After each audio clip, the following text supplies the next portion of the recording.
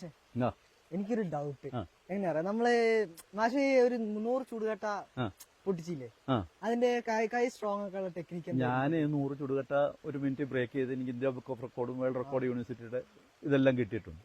എന്ന് പറഞ്ഞാൽ നമ്മൾ നത്തിങ് ഈസ് ഇമ്പോസിബിൾ എന്ന്, അസാധ്യമായ ഒന്നുമില്ല. നമ്മൾ പ്രാക്ടീസ് ചെയ്താൽ നിങ്ങൾക്ക് വളരെ ഈസി ആയിട്ട് ചെയ്യാൻ പറ്റും. അപ്പോൾ അതിന് ചെയ്യേണ്ടതെന്ന് പറഞ്ഞാൽ കൈ മാക്സിമം സ്ട്രോങ് ആക്കി എടുക്കുക. ആദ്യം എന്ന് പറയുമ്പോൾ നമ്മൾ പഞ്ചിങ് കിറ്റിലൊക്കെ നല്ലപോലെ പഞ്ച് ചെയ്തിട്ട് നമ്മുടെ പഞ്ച് ചെയ്യുമ്പോൾ നമ്മുടെ കൈ കുറച്ച് സ്ട്രോങ് ആവും. എന്നിട്ട് നമ്മൾ ഇത് ചോപ്പൊക്കെ ചെയ്തെടുക്കണം. അപ്പോൾ ആദ്യം ചെയ്യേണ്ട എവിടെയാണ്? പഞ്ചിങ് കിറ്റിനകത്ത്.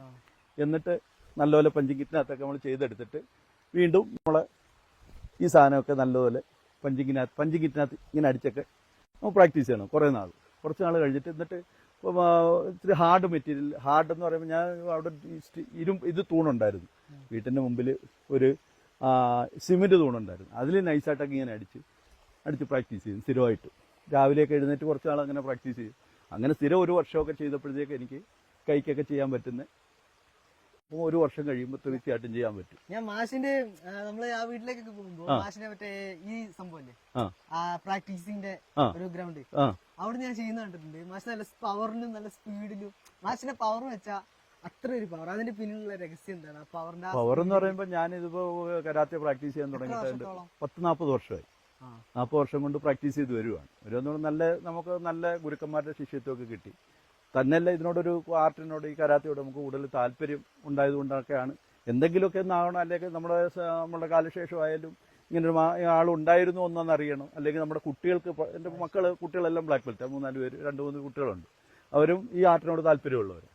അപ്പോൾ അവരും ഇത് നമ്മളെ കൊണ്ട് എന്തെങ്കിലുമൊക്കെ ചെയ്യാൻ പറ്റും എന്നൊക്കെ ഉള്ളതൊന്നും നമുക്ക് അല്ലാതെ മറ്റൊരാൾക്ക് ഒരു ബുദ്ധിമുട്ടുണ്ടാകുന്ന തരത്തിലോ നമ്മളൊരു വേറൊരു തരത്തിലോ മേഖലയിൽ എത്തണമെന്നുള്ള ആഗ്രഹം കൊണ്ടല്ല, ഇതൊരു ആഗ്രഹം കൊണ്ടൊക്കെ നമ്മളങ്ങനെ ചെയ്യുന്നതാണ്. ഇപ്പൊ എത്ര ബ്ലാക്ക് ബെൽറ്റ് എടുത്തവരും കൂടുതൽ പേർക്ക് കൂടുതൽ പവർ ഇല്ല.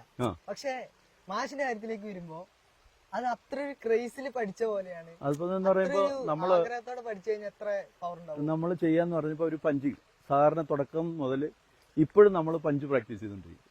അപ്പോൾ എത്രത്തോളം നമ്മൾ പ്രാക്ടീസ് ചെയ്യുന്നു, ബ്രൂസ്ലി പറഞ്ഞു കേട്ടില്ലേ, എനിക്ക് അത് തന്നെ 1000 വിദ്യകൾ പഠിച്ചതിനേക്കാൾ എനിക്ക് ഭയം ഒരു വിദ്യ 1000 പ്രാവശ്യം പ്രാക്ടീസ്. അത് തന്നെയാണ് ഇതിന്റെ സംഭവം. നമ്മൾ കൂടുതൽ പഞ്ചിനോട് താല്പര്യം കൂടുതലുണ്ടെങ്കിൽ കൂടുതൽ പഞ്ച് പ്രാക്ടീസ് ചെയ്യുക. ഓരോരുത്തർക്കും ഓരോ, അതെ ചിലർക്ക് നല്ല കിക്കൊക്കെ എന്ന് പറയുമ്പോൾ നല്ല പെർഫെക്റ്റ് ആയിട്ട് ചെയ്യാൻ പറ്റും. എത്ര വർഷം കഴിഞ്ഞാലും അവർക്ക് നല്ല.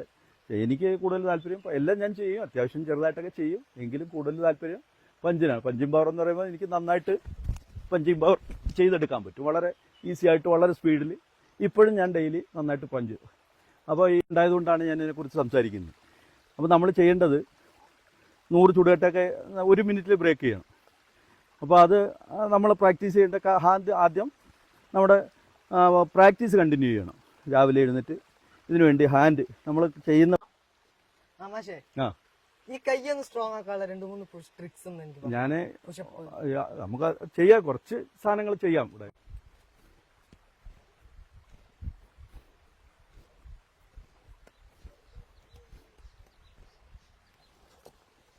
ഈസി ആയിട്ട് നമുക്ക് നെട്ടിത്. അപ്പോൾ കൈ തന്നെ ഇതാവും. എന്നിട്ടിത് ഇങ്ങനെ മാക്സിമം പ്രാക്ടീസ് ചെയ്യുമ്പോൾ നമ്മുടെ ഈ ഭാഗം മുഴുവനും നല്ല